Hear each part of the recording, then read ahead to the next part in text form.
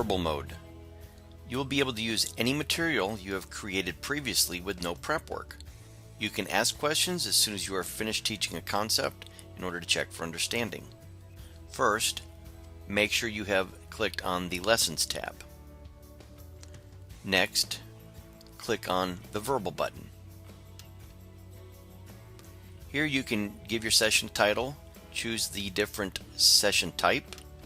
The most important thing is to select which class that you are engaging currently. When ready, click Start. You'll notice this floating toolbar appears. I can click and drag on it and move it wherever I'd like it to be. At this point, I'm just going to go ahead and open up my PowerPoint presentation that I'm using, and I'm ready to go. And again, I'm just simply going to scroll through the PowerPoint presentation, and again, this is in the way. At any point I can just click on it, drag it up and out of the way, put it where I don't need it. At this point, I'm ready to ask a question based off of what I have in front of me or what I just covered. I click on the Verbal button here, and then I choose the question type. So I'm actually just going to say true or false. When I'm ready to engage it, I click Start. I now take the opportunity, again this is floating, so I can move it to wherever I need to. I ask the question, and now the students are going to send their answers. Now this is important. Each student is assigned a pad, and this blue means that they have sent their response.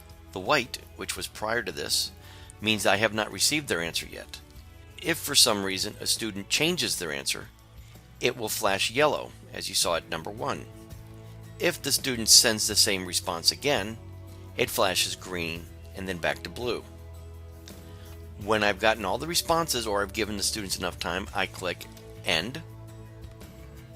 A chart will appear.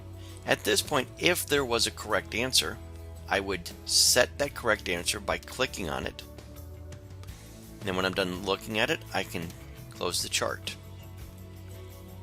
Go back to my window here, and I can scroll through. And when I'm ready to ask another question, I can then click on the type of question format, multiple choice, true, false, numeric, and then the students would send their answer.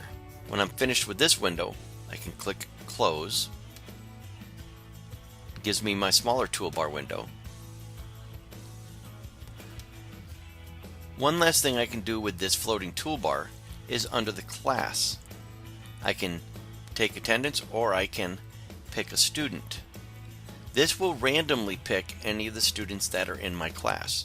So in this case, student number 7, I can now call on them to do something or to answer a question directly.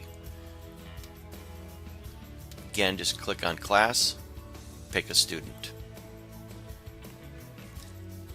This is the verbal mode.